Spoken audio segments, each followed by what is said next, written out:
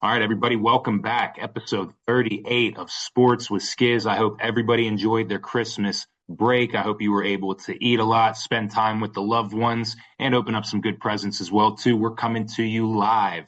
Basically, our New Year's uh, episode here, the last one of the year, Knock. It's been a fantastic year. I mean, for everybody who knows, like, we started this in late August, I believe, and we got some good following, some good traction. We're doing better numbers, especially over on our TikTok and Instagram, YouTube pages as well too. So I just want to thank everybody who's joined the ride. If you like it, if you don't like it, if you're a troll, whatever it is, we appreciate you for interacting. And we're only getting started. This is going to ramp up nicely. So I kind of wanted to kick it off like that. Not And perfectly done, fam, because we did come a long way, and it's funny how quick the journey, it's like the four months we've been doing this now. So uh, yeah, it's kind of crazy, man. We put a lot of work into it and we've been grinding and we hope whoever does watch is enjoying it. And it's like you said, we're just getting started. So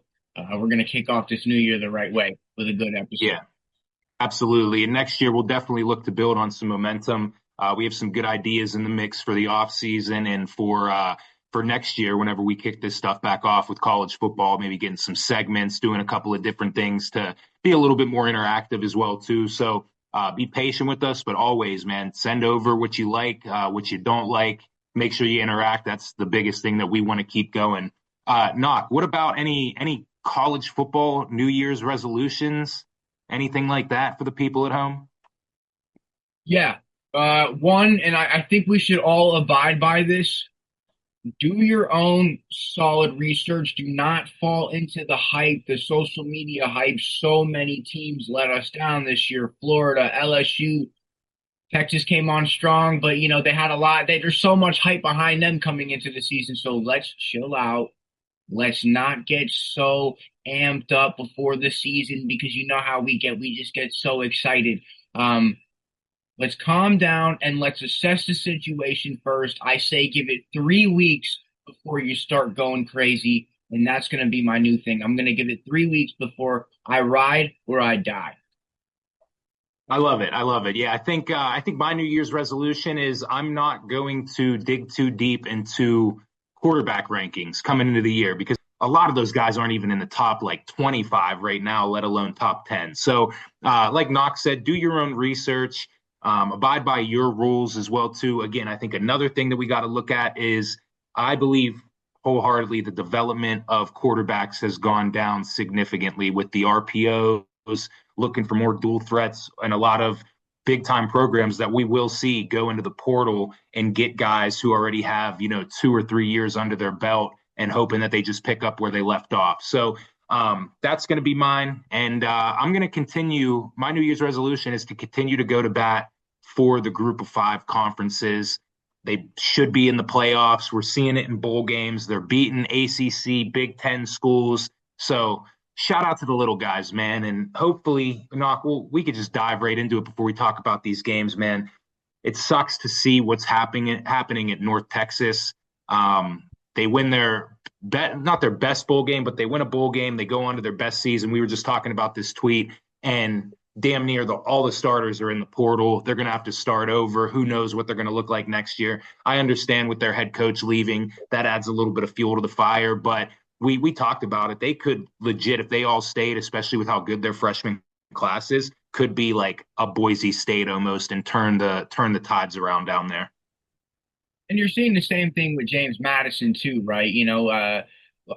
James Madison was my Boise State. That's my the five team that is going to be the one that I think to elevate. But then again, Alonzo Barnett, he's transferring. And not that they can't get and develop the talent. I agree with you from what you said earlier, Mike. Just the development at quarterback is just it's a no go. And it's not just a quarterback position. I'll be very, very straightforward with you. It's a lot of positions in football. The offensive line especially, and I think a lot of zone blocking schemes, and I think this RPO stuff really hinders the offensive line as well. You were an offensive lineman, so you could probably go a little bit more into detail or tell me if I'm wrong over there too. But yeah, as far as quarterback development, we're lacking here. We're slacking. What are the OCs doing? What are the QB coaches doing? And it's not just QB development for the starters. It's for bench. It's for guys. They need to be ready coming off the bench.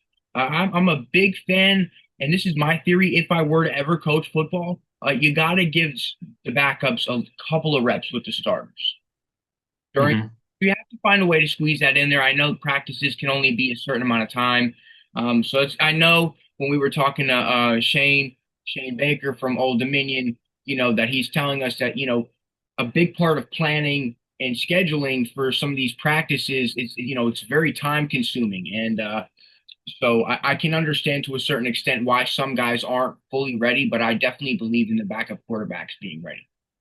Yeah, yeah, 100%. And it definitely, offensive line is taking a hit at some development. If you want to see how good someone really is, the majority of what you're going to see is in the pass game because I feel like that's where they get to show a lot of it. Just because, like you said, there are a lot of zone blocking schemes, especially in the RPO, where it could be a run, it could be a pass. They don't really know what they're doing. They're just looking for a body and they're hitting it. And another way to see if an offensive lineman is very good is, especially in the trenches, guards and centers how they look on those pulls when they're kicking out and if they're getting to the spot before the running back's getting there or if they're a little bit behind. But yeah, hopefully we see that make a comeback. It is going to be tough, like you said, with the practice schedules and everything like that too. But I don't know. I think one of the things that they could capitalize on, I know we did it a lot whenever I was playing, is in the film room as well too. You got to spend a lot of time in the film room. You could see some of those guys who spend, all day and night in there, and some of those guys who put in a little bit of work and get out of there. That's where you see those football senses and where they kind of set themselves apart. So,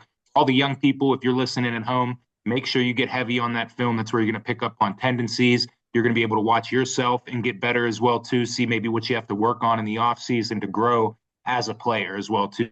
So that would be my 2 cents moving forward here. But enough of that. Let's hop into these games. Knock. We got a big one kicking off tomorrow. I'm talking about the Miami Hurricanes playing the Ohio State Buckeyes. Right now, I'm seeing that it is Ohio State -9.5.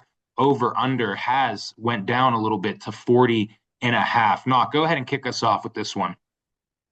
For me, it's kind of easy. Miami played great, tremendous defense against Texas A&M. Yeah, rock fight for sure, and it was a great win on the road too. It doesn't get any better than that, right? Uh, Sometimes I just feel like luck might run out a little bit. Ohio State is very potent, and I want to start with their wide receivers in Carnell Tate and Jeremiah Smith. That's a lot to deal with, man. That is a lot to deal with. And, while Miami's defense is pretty good, Ruben Bain can only do so much by himself. Ohio State's got Bo Jackson at running back. They've got a couple of guys there at running back. Julian Sain was a Heisman finalist. So I think Ohio State covers.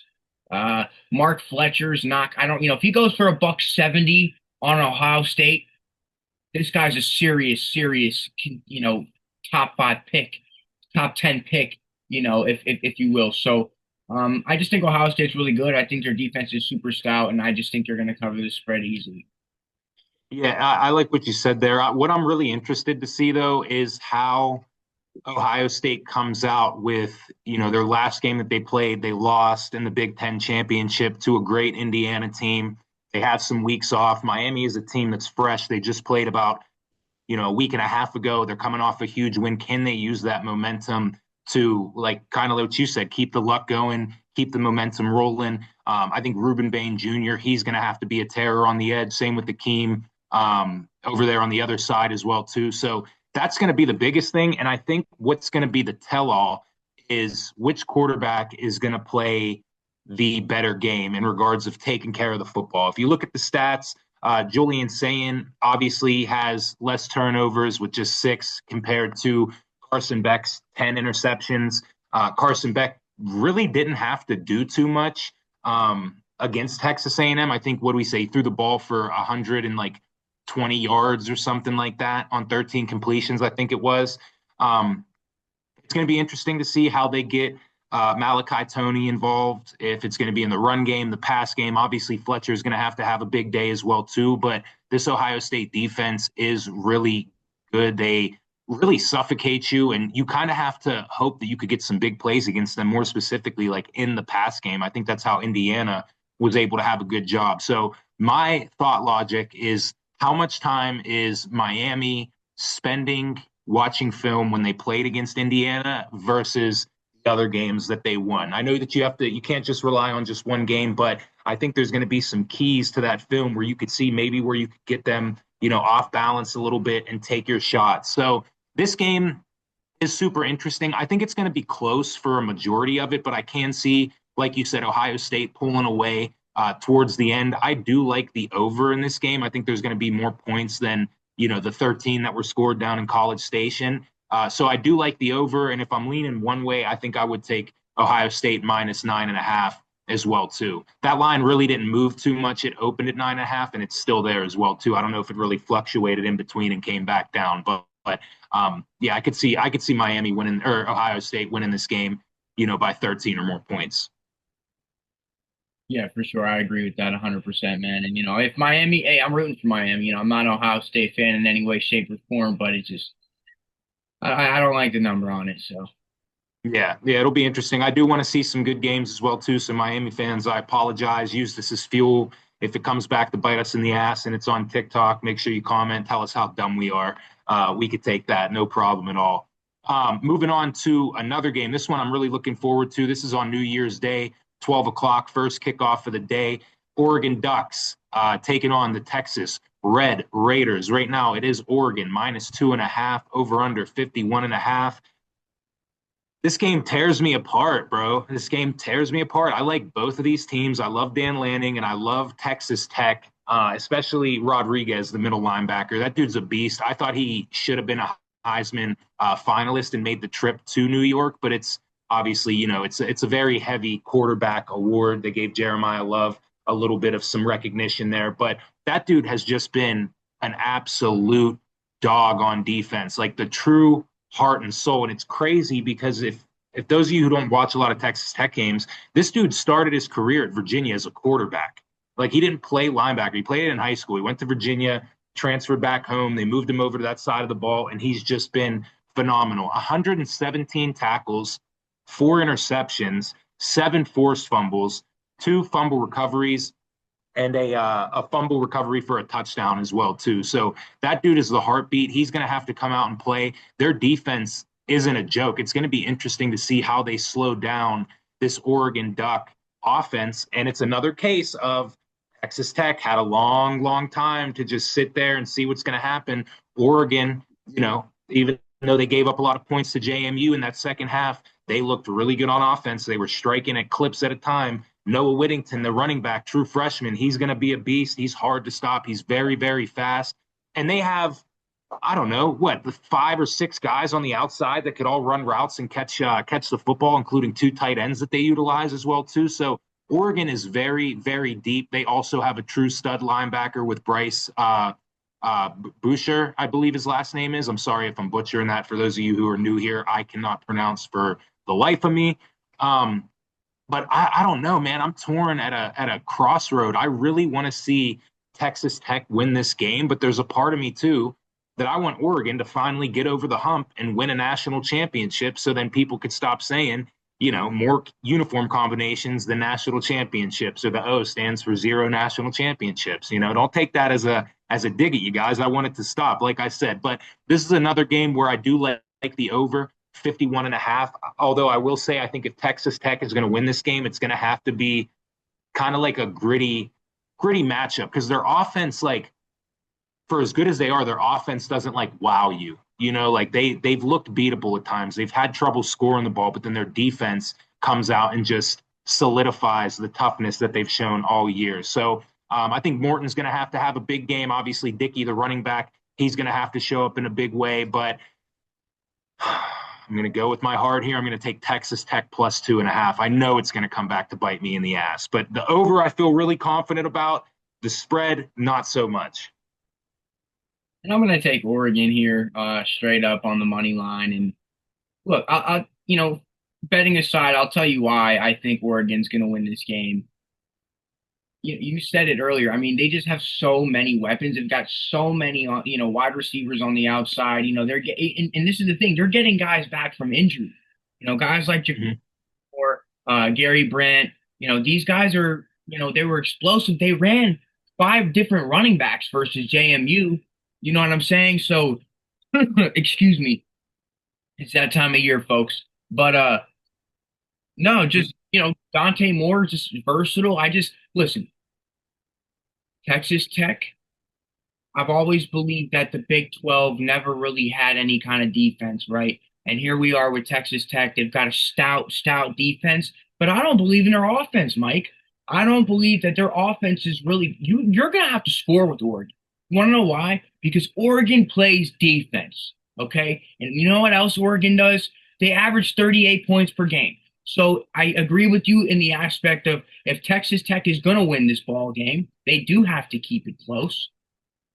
I just don't see it. I think Texas Tech finally struggles, immensely struggles. Dan Lanning has been in tough situations before. He's ready for this, and I'm with you. Like overall, like I would like to see Oregon get over that hump. I think they have it now. Oregon's defense struggles in the red zone with their back against the wall, and Texas Tech, their offense struggles in the red zone. So that's Mhm. interesting, matchup there when Texas Tech drives downfield. How are they going to answer and how are they going to respond? And that's going to be a very key focal point for them winning this game is 6 points, not 3 points. Texas Tech is obviously super talented. So I'm taking Oregon now. Yeah, I respect it. I think, like I said, it's more so me betting with my heart. Oregon fans, if you're listening to this as well too, do not take it to heart. I really do like you guys. I've talked about it so many times that I love Dan Lanning. I would love for him to be my football coach, and he does usually get people up for these games. One of the things that Texas Tech is going to have to do, I think, also to win this game, Dante Moore is a beast, right? There's no getting it wrong. They're going to have to make him they're going to have to make him beat them. If you look at that game where they lost to Indiana, they had 30 rushes for 81 yards. So they stopped the run game. Indiana did, and I don't know. It's going to be interesting if Texas Tech could do so. I do believe that they can play very nice on defense, but like you said, they're going to have to come out and show that they could put up points on offense. So it'll be really interesting. I mean, they do rank very high. They're the number one rush defense in the country. So it'll be interesting to see how that goes. They're only giving up 70 yards per game. We saw that against BYU twice, where BYU is a pretty heavy run team, and they were able to shut that down. But again, I just really want to see a good matchup. I'm hoping these games are all close, and I really won't be mad if Oregon wins. But I got to take the Red Raiders. I feel like I've been on that train all year. Respectfully.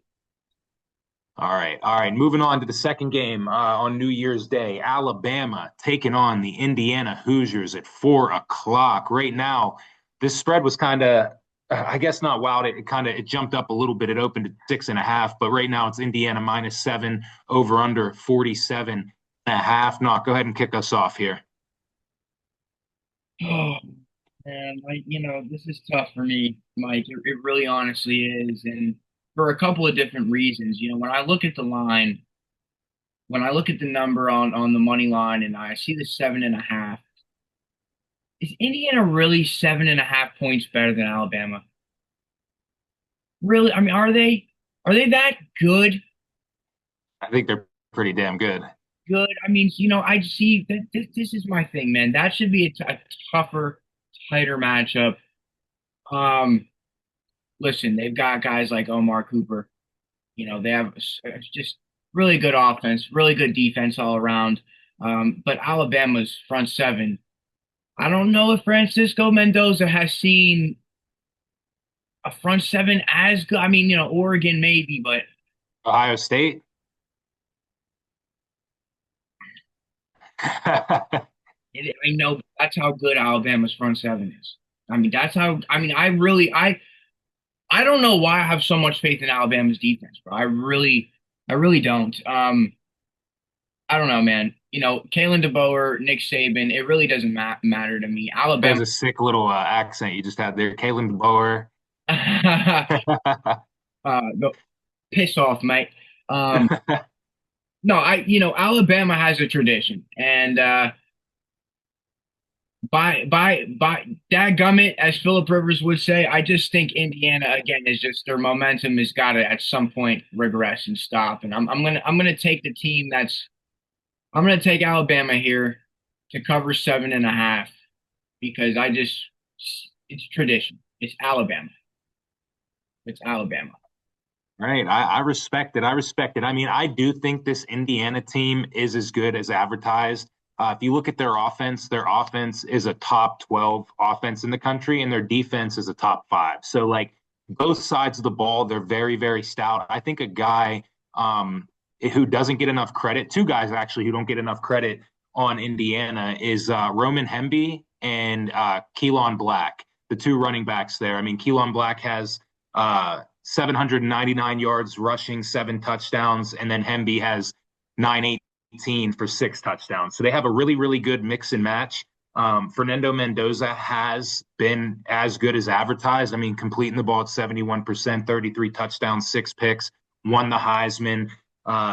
Slayed Goliath in Ohio State, where I feel like if you talk to a lot of people before that Big Ten game, the championship game, and you ask them, would you take Ohio State or the field in the college football playoff? And I guarantee the majority would have said Ohio State to just win outright with how good that they've looked this year. So that's going to be one of the things. The other thing that has me leaning towards Indiana is just how bad Alabama is at running the ball. Like they don't even average 100 yards rushing it, which is unlike Alabama teams of the past.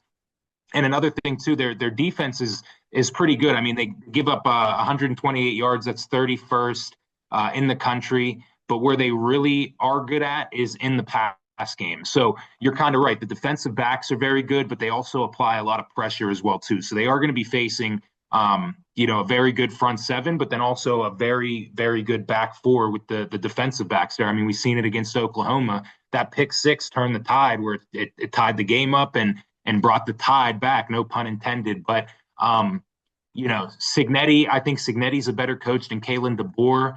I look at it as like, is Alabama's luck running out?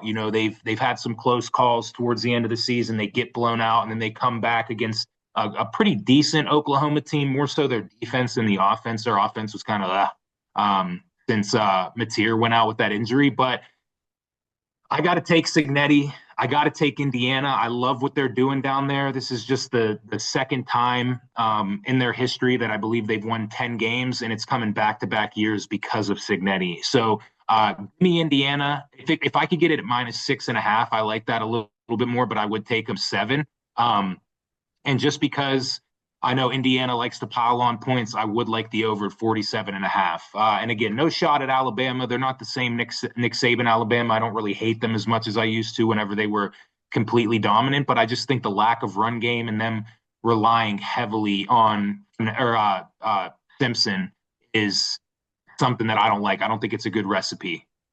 It's completely valid too, bro, because you're right. Alabama sucks at running the football. They really honestly do. So in my head, I just believe like if their defense can keep it a field position battle to where, okay, they don't really need chunk yards. They just need to be able to run the ball so it's not 100% on Ty Simpson.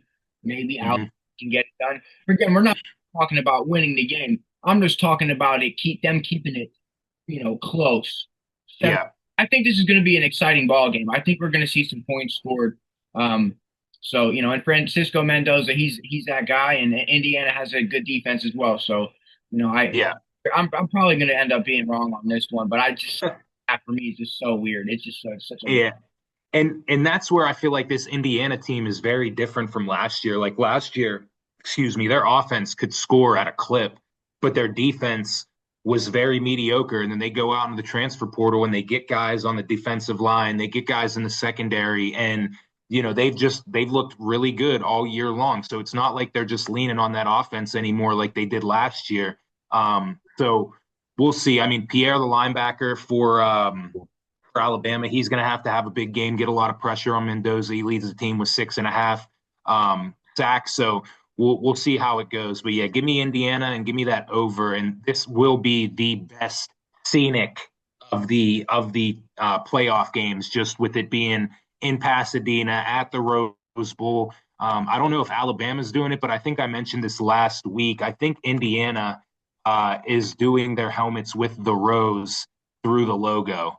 Uh, I gotta Absolutely. look and see, just so you could put that up. Yeah, I'm pretty sure. I'm pretty sure they are, unless someone photoshopped that. I don't know, but beautiful. If the media team sees that, man, make sure you pass that on. That's got to be something that comes back. I know Utah did it a couple of times when they were in there, and it just looks so crisp. Um, yeah, let's go Hoosiers. I'm rooting for you. And then to end the college football playoff games on New Year's Day, we got Ole Miss taking on Georgia, a rematch from earlier in the season that was pretty much a shootout, where Georgia, took down the Ole Miss Rebels, gave them their only loss of the year. Right now, it is -6.5 for Georgia, over under 55.5. I don't know how I feel about this game, Knock. I really don't. Georgia in that SEC championship game, their defense really came to life. It looked like the Georgia defenses of past after, we watched them play against Tennessee this year where they're giving up a lot of points and a lot of yards. And we watched them play against Ole Miss earlier in the year and they're giving up a lot of points and a lot of yards. So what's it going to be? Is Ole Miss going to come out? Are they going to learn from their mistakes that they had against Georgia? Are they going to be able to slay, the dragon and kind of, I guess, show again what Lane Kiffin is missing out on with moving on and showing that they can win on the big stage? So this game is going to be interesting. I think Trinidad Chambliss is going to have to be Mr. Do It All as he's been all year. Lacey's going to have to run the ball like hell, and they do have guys on the outside, including their tight end, that I could see putting up a lot of yards in this game.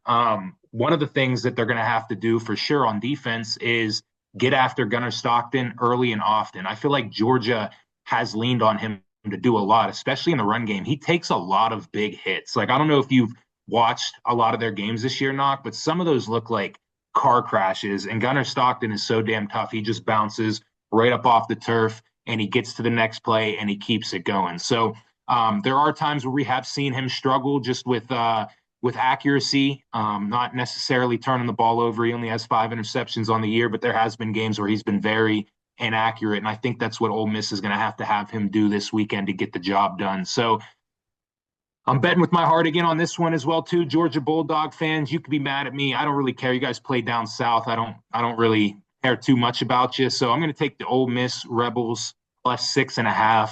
And I think this is a game where I would lean the over as well too. But I think if Georgia's going to win, I think they're going to dominate in all aspects of it. And I could see Ole Miss struggling to put up points. But I'm going to go with the Rebels on this one.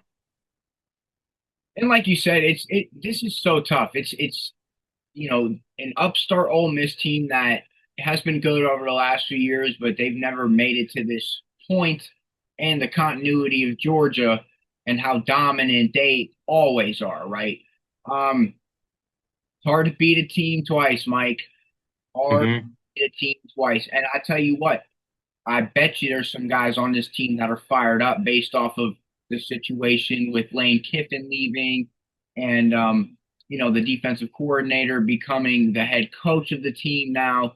So I think that Ole Miss is gonna have a lot of fight. I think Georgia, if you like you said, can force Gunnar Stockton to throw the ball, keep him in the pocket, shut down guys like Nate Frazier, and Ole Miss does have a good defense. I don't think this score is 43-35 at the end of the ball game like it was the first time these two teams played.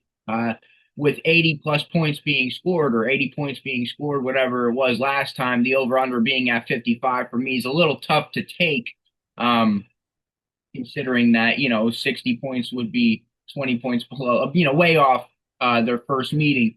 Again, it's hard to beat a team twice. I'm a big believer in Trinidad Chambliss. I think he's a better pure passer, a better pure thrower of the football. And, they've got tight ends, they've got wide receivers. Keywan Lacey, this is a kid who ran for 20 touchdowns. So getting to the red zone, he's not somebody that is easy to stop. Trinidad Chambliss makes great decisions. He's again, very good throw of the football, much better, in my opinion, than Gunnar Stockton is.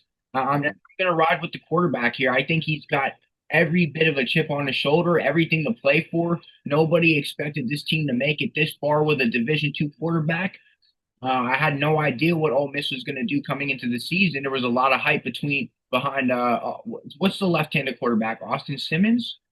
Yeah, yeah, he came in in a little bit of some cleanup, not really cleanup duty, but Trinidad went down in the first half with a little bit of an injury, and he came in against Tulane and slung the ball pretty well. But yeah, he was supposed to be the guy this year.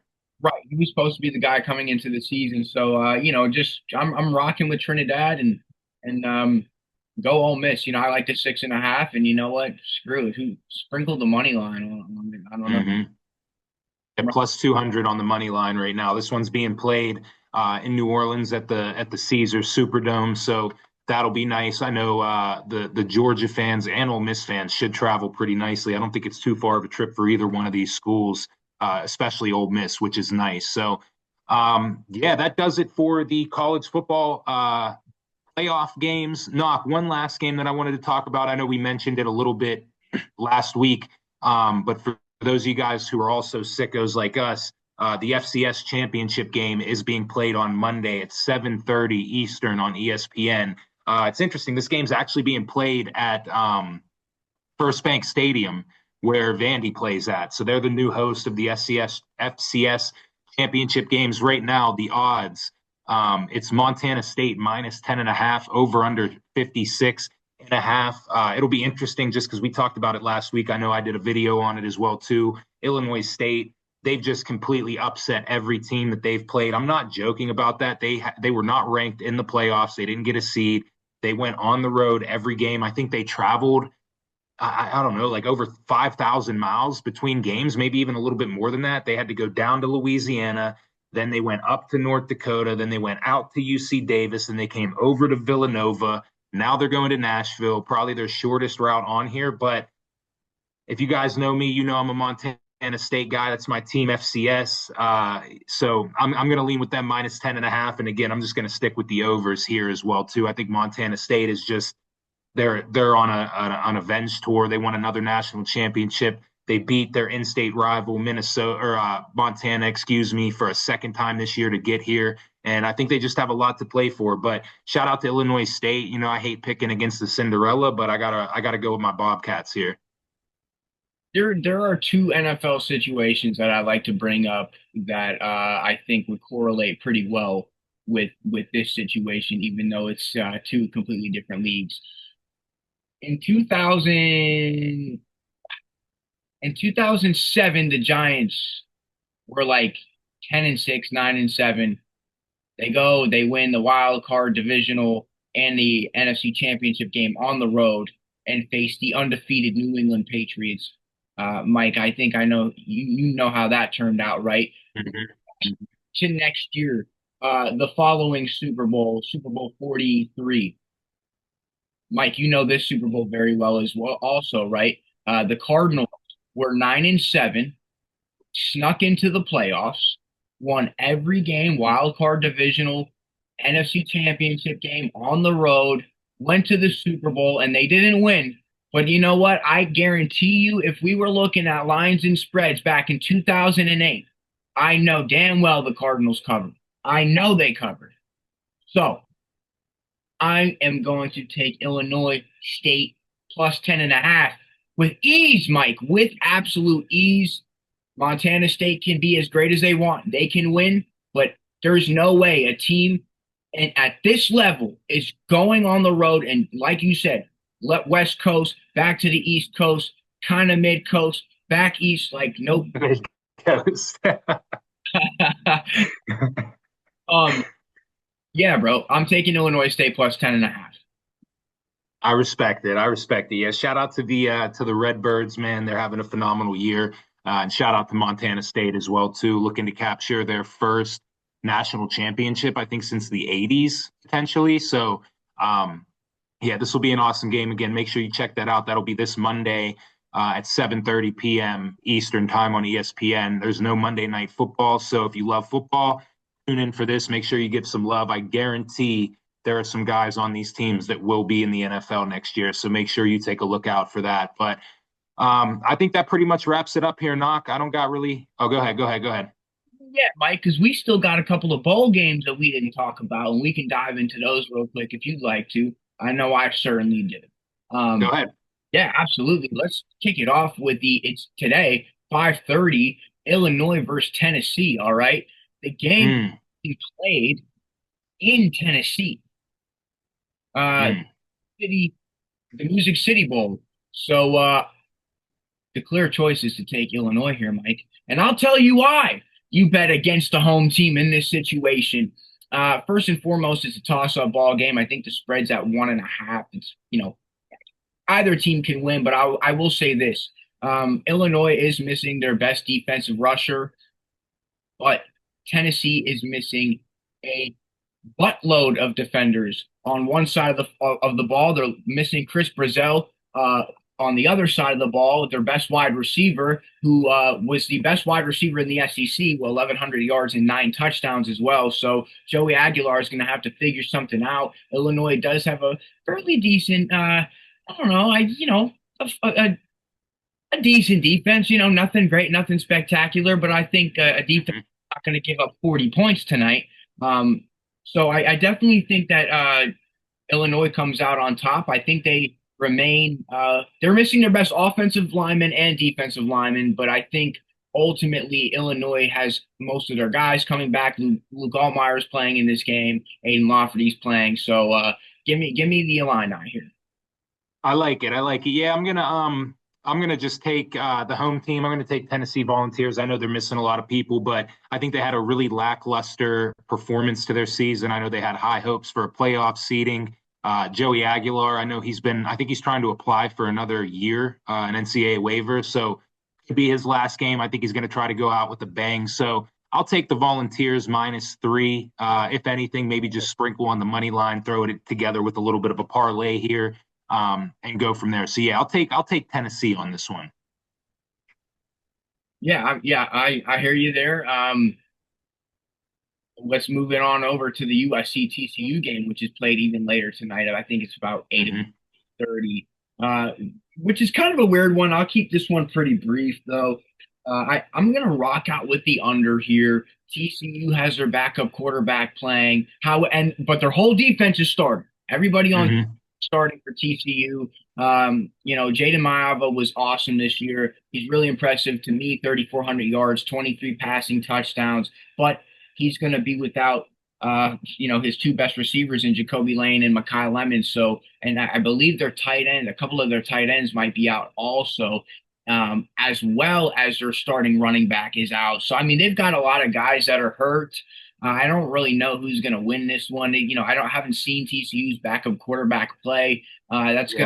It's going to hinder their best receiver, McAllister, a little bit. As a matter of fact, let me just double check here to see who's coming in and playing. You know what? As a matter of fact, TCU might take this one. Ken Seals is the backup quarterback. He actually has played a little bit of college ball. He's gotten some starts early on in his career. I think he's like a fifth-year senior, Mike. Uh, Mm-hmm. don't quote me on where exactly he played. I couldn't tell you off the top of my head, but we're talking Vandy. He Van. started at Vandy. Okay, yeah. So we're talking a couple, 1,000-yard seasons with a couple touchdowns in there. So the kid's thrown the ball. He's played. He's seen college football action. Um, and I don't think USC does too well in bowl games. Am I Yeah, wrong? that's what I was going to say too. I mean, they're the big one that we brought up to Dion was Tulane beating them in the Sugar Bowl. I believe that one was back in 2021 or something like that. However, I'm still going to take USC in this game just because I think TCU's been pretty lackluster as well. I mean, Sears, like you said, or Seals, excuse me, like you said, does have some prior games that he's played, but over the last 2 years, he's only thrown the ball 19 times in games, and he's has one interception, one touchdown too, just eclipsing 100 yards. So I think it's going to be a time that you could have, even though USC pisses me off because they're the ones that put up their players coming back and announce they're re-signing with them. Like that shit is so annoying to me. I cannot stand that shit. Like it's like NFL free agency or something. But I think it's a lot of opportunities for some of these young guys, these receivers, to step up and try to show that they could be there next year. They could be Jaden Mayava's guy if he's coming back, which I think he is as well too. So give me them. And then did you say is give me 1 second here, just for USC. Is King Miller, is he not playing? Is that the one that you were saying is the starter? No, actually, King Miller is playing. King Miller is. Yeah, so He was your so starter he took for the season, though, wasn't he? well, he came in because Wayman Jordan got hurt a little bit, and then King Miller, he's going to have himself a scholarship and some pretty big NIL deals next year. This dude is a walk on, 131 carries, 873 yards, 7 touchdowns. I believe he came from the same high school as Bronny, over at what with Siena or Siena Cannon or whatever it is. I don't even know what it is. People probably like just shut the hell up and give us your pick. But yeah, I'm gonna take USC in this game as well too. I'm looking forward to it. -5.5. Okay. Yeah, valid, super valid. I mean, again, the continuity at quarterback for TCU, I'm not really sure. Uh, so, but the next game is Iowa Vanderbilt, Mike, and this is pretty interesting to me. This is going to be everybody's playing for both teams except for tight end Eli Stowers, which I think Vanderbilt will do just fine without. Kind of weird, Mike. I feel like Vanderbilt's like playing a slight version of themselves with a better defense because Mark Gronowski is. We're not comparing Mark Gronowski and Diego at all by any means, but I do think their style of quarterback play is pretty similar. And I don't know, man. I got a weird feeling.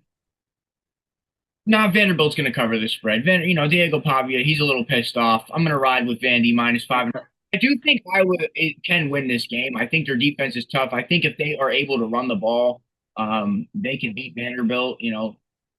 People love to hype up the SEC. This is a good SEC versus Big Ten matchup, but yeah, give me Vandy to cover the spread. It's probably 5.5. It's Yeah. yeah, I'll take Vandy. I don't know, that might hurt me, but I'm riding with the Commodores. Yeah, I respect that. I could see that as well too. This is a game though that I look at and I could see just Iowa, pulling something out of their ass and winning this game as well too. Just with how good their defense is. I don't know if hopefully Diego Pavia is going to channel his anger into the right plays and not try to do too much, especially with his favorite target Stowers being out getting ready for the NFL draft. So I don't know. My heart is telling me to take Iowa. I'm going to just give me Iowa +5.5. What the hell does it matter, anyways? I want to ride with that too, and then I kind of switched it up. Whatever, we're riding with our pick. We're riding with our pick. We'll keep this next one pretty brief. Mike, Duke and Arizona State. Give me Duke here. Darian Mensah's playing.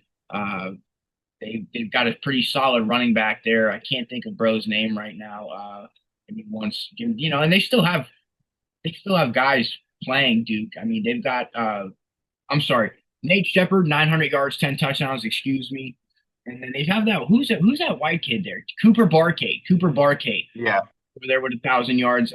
He's playing. So, I think Duke's going to handle business. Jordan Tyson's out for Arizona State. I think their best running back is out from the season. Rayleigh Brown, he had 1,100 yards. He's out. So yeah, give me Duke with confidence. Yeah, this is another game where I'm like, what do I like? Because I just feel like I just feel like every time I pick against Arizona State, Jeff Sims just slaps me in the face because he'll run for like 200 yards and throw for 97, and somehow they win by 2 touchdowns. But I do think Duke. It's funny. I think Duke might be, I guess, pissed off that they didn't get into the playoff and want to try to show the committee what they're missing or something. But I don't know. I think I'm going to do the same thing that I just did with the last game. Don't follow my betting for this weekend, fellas. If you're listening to this, this is kind of just me, betting with my heart, not really caring too much. But give me Arizona State +3.5. I gotcha. And then we'll end it with this one, Mike. Michigan, Texas. Is Texas really a touchdown better than Michigan? I don't know. Michigan's defense is all right. Texas can't really run the ball. Arch came on strong at the end of the year, but I don't really trust his wide receivers at all. Bryce Underwood's going to run around a little bit. Their rushing attack is pretty tough. Give me Michigan, not just to cover the spread, but I think they win outright. I'm going to bet against you again here. Give me Texas minus the 7. I just think it's hilarious what's been going. Not hilarious, I guess, because of what happened afterwards with him taking butter knives to necks and stuff. But the whole Sharon Moore stuff just makes Michigan look weird. And somehow they lucked in to getting a great hire for their coach with Dillingham. Yep. So it's going to be interesting to see. I saw someone, it was a very funny post, Kyle Whittingham, excuse me. They were able to luck into getting, but I saw a funny tweet and said, just looked over Kyle's Instagram. He hasn't posted in over 5 years, and all 5 women that he follows are fully clothed. So they're definitely getting a better morality hire, and I think a better overall football coach. So it'll be interesting to see how they come out next year. I'm sure that they want to end it pretty high. The one thing that I do hate that I'm picking against is Biff Poggi. I think he's like the interim head coach for this game. So shout out to him. If he comes out and he's wearing a cutoff, I know that I fucked up. Yeah, totally. I mean, you don't go against Biff. Biff's that guy. And a phenomenal hire, Mike. An absolute phenomenal hire. Something that I'm going to talk about a little bit later. I'll throw that post up. Because if this guy was able to do it at Utah, just imagine what he's going to be able to do at Michigan. Yeah, right. And I heard too that they had since 2019, Utah has had a coach in waiting that was his defensive coordinator. So I think that's what kind of made him speed up the clock. If he came back, the dude might try to go somewhere else. And I think Utah really wanted to get this guy as their head coach before anybody else could. So he stepped down, didn't announce that he retired, and then Michigan, the stuff happens there. They come knocking, and he's going there. So you're absolutely right. It'll be cool to see what he does with the more money that he's going to be getting for NIL and just the overall Michigan power that they have, I guess, with alumni and stuff like that too. So it'll be cool to see. Utah always had some tough teams. It's going to be nice to see that transition over to Michigan if he's able to do so. I know that they have had a lot of guys get their release from their NIL. So a lot of high school kids are going to be looking elsewhere. They could always re-sign after they sit down with them and see, but I think they'll do pretty good in the portal. And who knows, maybe a couple Utah guys that played for him this year will follow him there. Yeah, totally. Yeah, Michigan could potentially be on the come up, but right now they are they were spiraling. This might save them. They were spiraling. Very much so. Yeah, they were kind of the laughing stock there for a couple weeks. But yeah, that just about does it. Knock, you got anything else? Nah, man. I just hope everybody, excuse me. I just hope everybody enjoys the new year, ring it in nice. Hope you have some resolutions that you follow through with. I know that there's a couple of my own personally that I'd like to see through this year. And I hope everybody had a Merry Christmas, Mike. I hope you ring in a new year with the family. We'll always talk beforehand. So absolutely. Yeah, it's kind of the same, man. If you're listening, make sure you guys have a great New Year's. If you're going out, make sure you order an Uber, order a Lyft. We don't need you guys bringing in the new year in the wrong way. Stay safe, have fun with your friends, your family, whatever you may be doing. And as always, make sure you go check us out on TikTok, Instagram, Twitter at Sportswithskiz, and make sure you download these on all podcast platforms. So we appreciate you. It's been a hell of a year, and we hope you guys tune in next year as well. yeah, and you know what? Real quick side note: don't go to New York and watch the ball drop, man. I mean, that's just why would you put yourself through that? You I know, always wonder the people that get there so early, like where do you piss and how do you get back to your spot? Like what goes on there? I have no idea, but just imagine being in the center of it, having to take a piss or otherwise, and there's a million people around you. They're how So again, Yeah. that's discipline. People love misery, Mike. That's what it is. That's the truth of the matter. We love our misery. You love your misery. I love mine. That's why we do what we do every day with this. So, yeah, I think we can sign off after that. All right. Yeah. See you, everybody. Appreciate you all.